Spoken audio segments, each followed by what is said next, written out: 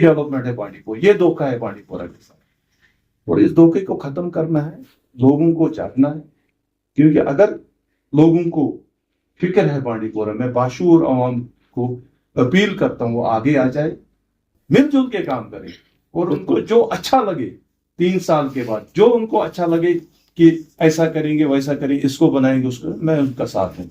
ये मेरे साहब ने पोस्ट भी किया उसको, उनका एक वर्कर दिल्ली जाता है और नितिन गडकरी के ऑफिस के सामने बोर्ड लगा हुआ होता है, उसके साथ एक रील बनाता है, देखो जी मैं दिल्ली पहुंच गया रोड के बारे में बात करने के लिए। अंदर नहीं गया, एमएलए साहब नहीं गया, बाहर बोर्ड के साथ वीडियो बनाता है और बोलता हूं कि मैं दिल्ली पहुंच गया, मुझे आज 7 दिन हो गए यहाँ पे। अच्छा, स्कूल है जम्मू, वहां कोई भी लीडर आता है, वहां जम्मू के ही आएंगे। स्कूल जम्मू में तो जम्मू के लीडर या जम्मू के बच्चे वहां पढ़ेंगे, जम्मू के पूरे जेएंडके के बच्चे वहां पढ़ते हैं, वहां लीडर्स आते हैं, जम्मू के हैं, हर एक तबके के तंजीम के लीडर्स आते हैं। वहां से पिक्स निकाल के, सोशल मीडिया से पिक्स निकाल के कांग्रेस के हेडक्वार्टर को भेजी कि ये इस तंजीम के साथ है, उस तंजीम के साथ, ये देखो इनकी पिक्स। इतना गिरना मतलब मुझे ये तौका नहीं। 22 साल का सिला देना, पीठ पीछे ये खंजर मारना बोलते हैं उसको, वो काम किया उसने। ये उम्मीद नहीं। तो 6 महीने से मैं उसके साथ, पिछले 6 महीने से थोड़ा सा दूरियां बढ़ गई थी। दूरियां इस वजह से कि उसने मुझे बोला कि मुझे घर में गालियां पड़ी। मैंने बोला किसने गालियां? 6 महीने के बाद। अच्छा। पहली बार जब उसने मेरे से बात की थी, बोला कि मुझे घर में गालियां पड़ी। मैंने बोला किसने दी आपको गाली? भाई ने, भतीजे ने मुझे गालियां दी, आपने मुश्ताक तांत्रे को डिस्ट्रिक्ट प्रेसिडेंट क्यों बनाया? अच्छा। ये पोस्ट भी घर में ही रखना था। अस्सलाम वालेकुम, आप देख रहे हैं मेरे साथ वैली 24x7। अलिम अदब और आद के शहर में आप सभी का हम वेलकम करते हैं। आज हमारे साथ एक जानी मानी हस्ती है, मुश्ताक अहमद तांत्रे साहब। आज हम उनसे बात करने की कोशिश करेंगे क्योंकि नाज़रीन, मुश्ताक साहब एक नया दौर यहाँ पर बांडीपुरा में जो है कायम करना चाहता है। मुश्ताक साहब ने कहा है कि जिस तरह से हमारे गरीब लोग, ट्राइबल लोग, मछुआरे लोग या आम जनता से जो है, जिस तरह से पॉलिटिशियन जो है उनके दरवाजे तक जाते हैं, वोट लेते हैं, जब वो बनते हैं असेंबली मेंबर या पार्लियामेंट मेंबर, फिर उन्हें जो है इन लोगों की फिक्र नहीं रहती। मुश्ताक साहब से हम बात करने की कोशिश करिए। मुश्ताक साहब, आपका बहुत बहुत शुक्रिया टाइम देने के लिए। सर, न कोई इरादा था पॉलिटिशियन में आने का, लेकिन आप कुछ 1.5 साल तक जो है कांग्रेस के डिस्ट्रिक्ट प्रेसिडेंट रहे हैं। तो सर, ये मुझे बताइए, आप इलेक्शन लड़ना चाहते हैं, तो इस हवाले से हमें बताइएगा सर। पॉलिटिकली एफिलिएटेड नहीं था 2 साल पहले, लेकिन कुछ मेरे फ्रेंड्स हैं जो पॉलिटिकली बैकग्राउंड है उनका, उनके साथ वाबस्तगी है, उठना बैठना। जब भी बैठते थे फ्रेंड सर्कल में तो बातें होती थी पॉलिटिक्स, लेकिन मैं अपने बिजनेस के साथ बिजी था, तो मैं ज्यादा इस पे गौर नहीं करता। जब वो बातें करते तो मैं अलग जाता था, अलग कमरे में बैठता था। लेकिन वो कश्मीरी में एक कहावत है, सूचे रंग।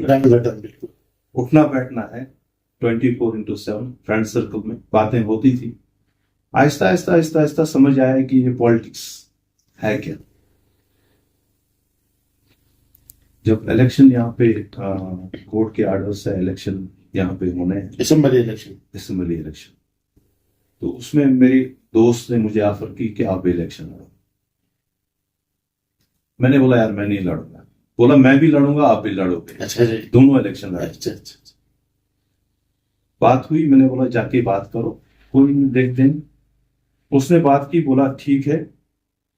मैंने बोला कि मुझे भाई से पूछना है। अच्छा।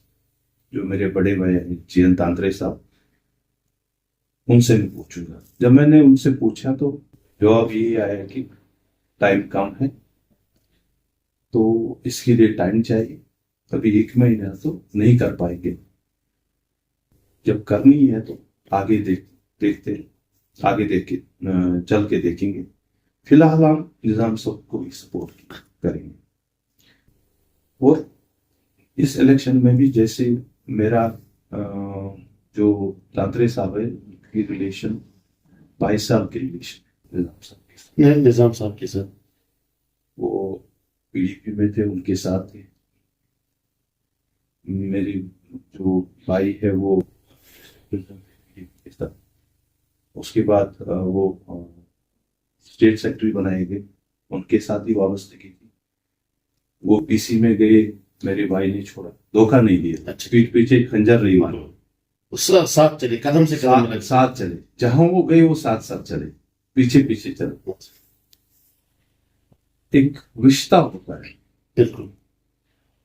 और जब ये इलेक्शन आया तो उसने बोला फिर से उन्हीं को सपोर्ट करेंगे। हमारी डायनास्टी में जयंत तांत्रे का मान सम्मान है। हमारी पूरी डायनास्टी जो वो बोलेंगे वो करते हैं, कभी नकारा। उनका उनका जो बोला है वो फेरा नहीं करते। पूरे डायनास्टी में एक उनकी बात कोई नहीं डालता। इख्तिलाफ कितने भी हो हमारे आपस में, अच्छा अच्छा, लेकिन ये जब आज हम यूनाइट होते हैं, कोई भी परेशानी हो या खुशखबरी हो, हम यूनाइट होते हैं, पूरी डायनास्टी। उसने जो बोला तो वो पत्थर की लेकिन वही करना है। इस बार इन्वॉल्वमेंट भी ज्यादा थी। इन्वॉल्वमेंट इस लिहाज से कि 2014 में इलेक्शन आ रहा था, तो इस बार डायरेक्शंस की इलेक्शन नहीं आ रहा है, निजाम साहब को जिता रहा है, जितना किसी भी सूरत में, किसी भी सूरत में। पूरी डायनास्टी इन्वॉल्व, हर एक को इन्वॉल्व किया, उनके रिश्तेदार, उनके रिलेटिव्स, उनके यार दोस्त, सबको इन्वॉल्व किया इस इलेक्शन। सब लगे रहे। इवन मुझे एक ब्लॉक दिया गया, मेरे जो मेरे भाई है, मेरा मामा है, उनको यहाँ बनपुर ब्लॉक में जिम्मेदारी दी गई। खुद जो मेरे तांत्रे साहब है, उन्होंने आलू साहब टाउन की जिम्मेदारी और अच्छे तरीके से काम किया, मेहनत की और वो जीत गई। रिटर्न जब मैं डिस्ट्रिक्ट प्रेसिडेंट रहा, 1.5 साल मैंने काम किया, और जब ऑब्जर्वर्स दिल्ली से आए तो मुझे कुछ स्मेल नजर आई कि रंजिश देखने को मिली आपको। लगा कि ठीक नहीं जा रहा। 6 महीने में पता चला था कि पहली बार निजाम साहब के अंदर नहीं गए थे कि पॉलिटिकली उसके साथ खड़ा रहा मैं एक साथ। तो जब ये बोला गया तो उसने थोड़ा थोड़ा सा मुझे लग रहा था कि दुनिया बनानी शुरू की, पीठ पीछे मुखालफत भी करने लगा। जो मेरे वाबस्तगी जिनको मेरे साथ है, जब उनके साथ हमें प्रोग्राम एक था श्रीनगर में, तो जो प्रोग्राम मैंने दिया है डिस्ट्रिक्ट प्रेसिडेंट को कि ब्लॉक प्रेसिडेंट्स मीटिंग थी, तो जब मैंने उनको फोन किया तो उन्होंने कहा ठीक है। जब मैं सवेरे उठा तो मुझे फोन आ रहे हैं कि हमें बोला गया रात को कि उधर नहीं जाना। मैंने बोला किसने बोला?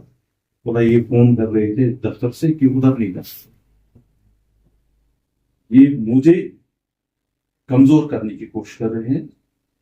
सामने तो कुछ नहीं बोल रहे हैं, लेकिन पीठ पीछे फोन कर रहे थे उनको कि उधर नहीं जाना। और जब मैं सवेरे निकला, मैंने गाड़ी निकाली, मेरा एक दोस्त है, उसने मुझे अचानक फोन किया, बोला आपके मैंने घर में। तो मैंने बोला आता हूँ। बोला मैं भी यार, मैंने बोला श्रीनगर जाना, आप आओगे? बोला हाँ मैं आ रहा हूँ। जब मैं निकला तो वो मेरी गाड़ी में, हम चल के जा रहे हैं श्रीनगर, आप अकेले जा रहे हैं। ब्लॉक प्रेसिडेंट्स को मना किया, मैंने बोला आप बैठो, आप मत आओ। अच्छा। रास्ते में जब सुंबल क्रॉस किया तो उसको फोन आया एमएलए साहब का। इतनी देर में मुझे ये था कि शायद उसके जो रिलेटिव्स है या वो लोगों को फोन कर रहे हैं कि उधर नहीं जाना। लेकिन निजाम साहब के साथ मुझे ये तो नहीं थी कि वो खुद फोन करेगा कि उधर क्यों जा रहे। अच्छा। तो उसका फोन मैंने बोला स्पीकर पे डालो फोन। जब उसने स्पीकर, उसको निजाम साहब बोल रहा है कि आप उधर क्यों जा रहे हो, आप उधर मत जाओ, उधर नहीं जाना है, नीचे उतरो। मैंने उसको बोला आप उतरो, वो उतरा नहीं। मेरा दोस्त है, बोला यार पॉलिटिक्स छोड़ो, ये कौन होता है कि मैं क्यों उतरूं। बिल्कुल। वो मेरे साथ आया, वहां गए, मैंने 2 बार उसके बाद उसके साथ बात भी की निजाम साहब मैं मुझे क्या मेरे अंदर अगर कोई खामी है तो मुझे आप बोल बताओ या तो मैं स्टेप डाउन करूं। मैं नहीं चाहता हूं कि 22 साल के रिलेशन खराब हो तोड़ दी जाएगी। मैं एक बार उसके घर गया मॉर्निंग मैंने भाई कांकरे साहब को ये करने किया कि इस तरह से हालात है।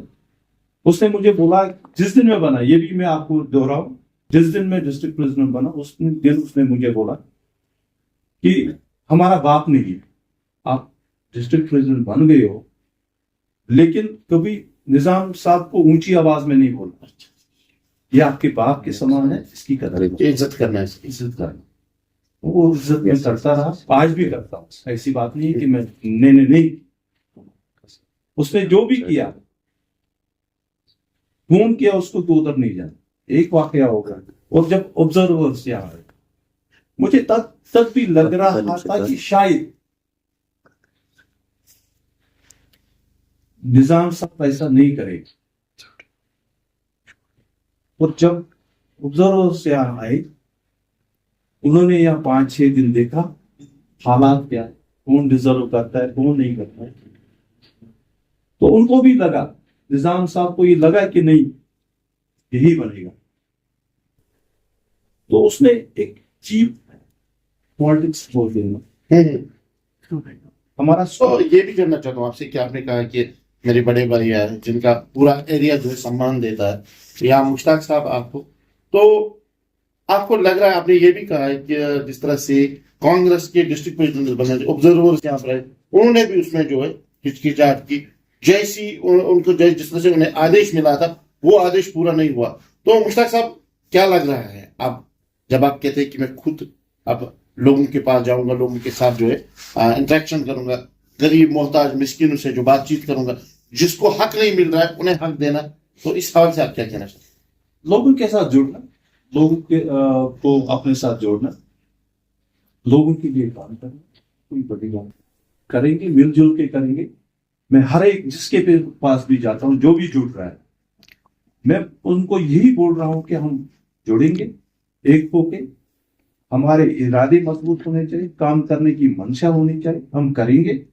उसमें हमें किसी की सपोर्ट की जरूरत नहीं है काम करेंगे और आने वाले वक्त में आपको लगेगा कि मैं इस काबिल हूं कि मैं लोगों की खिदमत कर सकता हूं आप मेरा साथ दीजिए अगर नहीं तो क्या बात ये भी जानना चाहता हूँ आपसे कि अगर हम मांडीपुरा की डेवलपमेंट की बात करें खासकर जिस तरह से आपने ये भी कहा है मुझे कि निजाम साहब ने मुझे कहा है कि किसी भी सूरत में मुझे 2024 का असेंबली इलेक्शन जीतना ही जीतना है तो आपने यहां पर यह भी कहा है कि हमने उन्हें खुल के साथ दिया जिस साथ से निजाम साहब ने जो है जीत दर्ज की इस जीत के साथ साथ जो उसने कहा मुझे मांडीपुरा के लिए बड़ा करना है वो बड़ा अभी तक जो नहीं हुआ है वो बड़ा है क्या मुझे बताइए सर वो आप उसी आपको आप पूछ सकते हैं जो मैं देख रहा हूं तो ऑन ग्राउंड कुछ भी नहीं अच्छा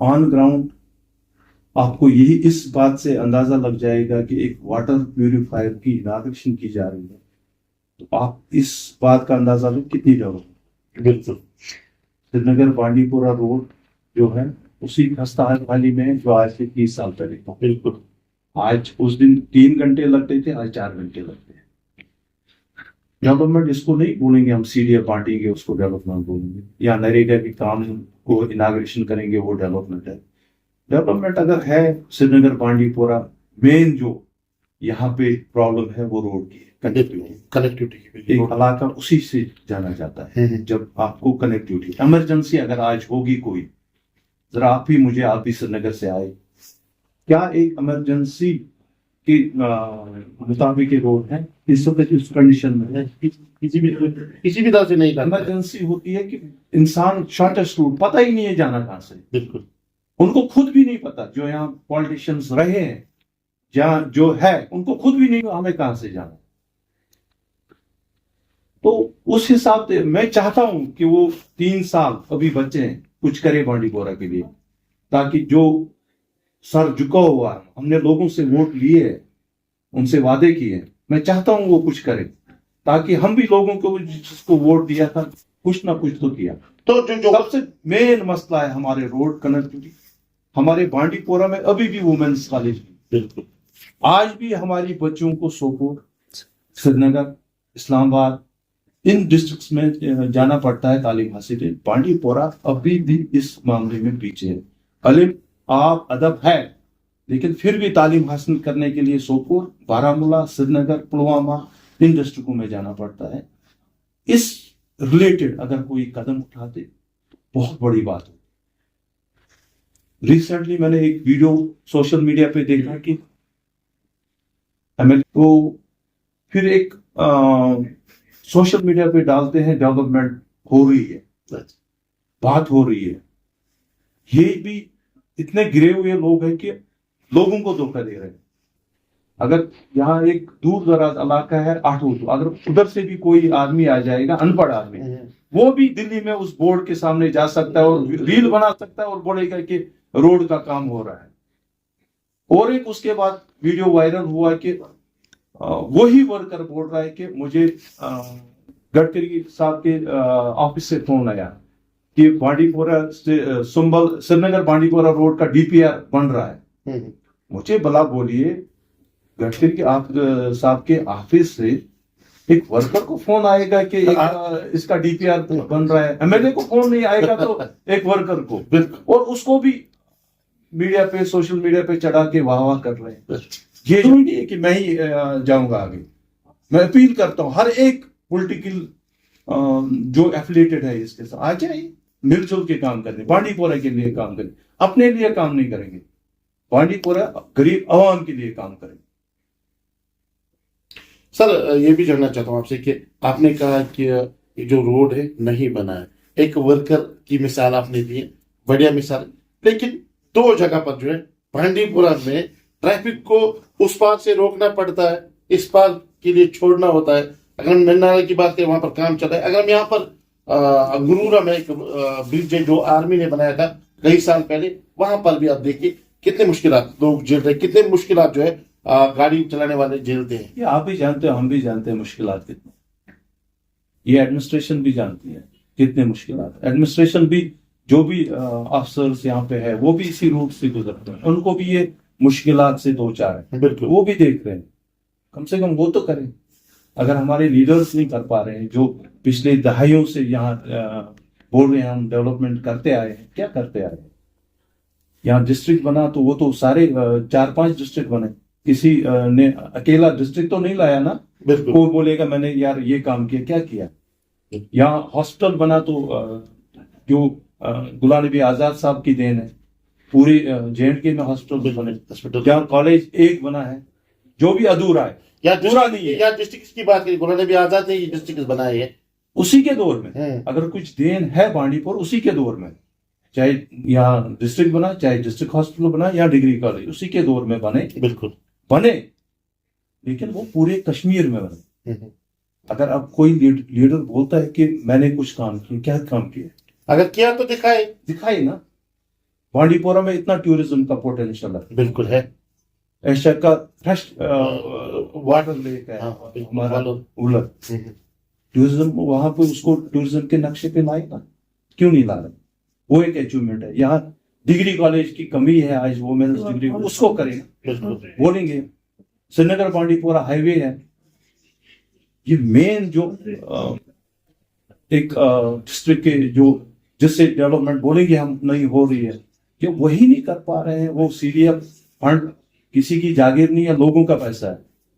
अब सरकार ने उसको बनाया है कि वसीलदार बनाया है कि आप ये जायज तरीके से, आपके हाथ में इख्तियार आता है, उसमें भी दान, उसमें भी दान, वो भी अच्छी तरह से नहीं, जिसको डिजर्व करा था नहीं हो रहा है। मैं दावे के साथ कह रहा हूं कि नहीं हो रहा है। जब मैं वहां खड़ा था, मैंने उनको बोला अपने इलाके में जाओ, जहां जहां ये डिजर्व उनको दे दो। बोला नहीं, हम नहीं देंगे, हम कुछ बड़ा करेंगे CDF से। एक ही काम जो दिखेगा, ये ड्रेन्स नहीं दिख रहे हैं ना, वो ड्रेन्स में ना कुछ बड़ा। उसमें ट्रांसफार्मर्स बोला लाने के लिए, ट्रांसफार्मर्स लाएंगे, बिजली के पोल लाएंगे, सोलर लाएंगे, सपोर्ट्स की किट लाएंगे, जिनमें शायद कमीशन मिलता है, वही चीज की गई। लेकिन डेवलपमेंट नहीं हो रहा है बांडीपोरा। बांडीपोरा वही है जो आज से 30 साल पहले था। आज के इस डिजिटल दौर में भी बांडीपोरा वही का वही। चलो बहुत शुक्रिया। you. इधर मेरे साथ मुश्ताक साहब जिन्होंने खुलकर यही कहा, बांडीपुरा में जो डेवलपमेंट की भूख है वो भूख अभी खत्म नहीं हुई है। यहाँ पर हमारे बच्चों से लेके बच्चों तक दूसरे डिस्ट्रिक्ट्स में जो है तालीम हासिल करने के लिए जाना पड़ता है। या इसके साथ साथ यहाँ पर जो भी हमारा टूरिज्म पोटेंशियल है हमारे पास, अगर हम वलर की बात करें, अगर हम आठवतू की बात करें, अगर हम गुरेज की बात करें, लेकिन तनदेही से जो है काम नहीं किया जा रहा है। यहाँ पर सिर्फ लोगों से वोट लिया जा रहा है लेकिन लोगों का काम नहीं किया जा रहा है। यहाँ पर अगर डेवलपमेंट हो रही है तो कहां पे हो रही है? यहाँ पर एक बड़ी डेवलपमेंट होनी चाहिए। जो कहते हैं ना कि road is a gateway of development, लेकिन जब रोड ही नहीं है, मुताबिक मुश्ताक साहब 4 घंटे हमें श्रीनगर सफर करने में लगते हैं, यही हमारी डेवलपमेंट है। इस डेवलपमेंट की भूख जिस तरह से बांडीपुरा में है, इस भूख को मिटाने के लिए पॉलिटिशियंस से लेके हमारी डिस्ट्रिक्ट एडमिनिस्ट्रेशन को जो है एकजुट होकर जो है काम करना है। बांडीपुरा को इल्म, अदब और आब के नाम से जिस तरह से जाना जाता है, ये दुनिया में तभी मशहूर होगा जब यहाँ का रोड, यहाँ की डेवलपमेंट, यहाँ का जो टूरिज्म सिस्टम है उसको फाल बनाने की जरूरत है। फिलहाल आप बने रहे वैली 24/7 के साथ। मुझे मेरी टीम को दीजिए इजाजत। खुदा।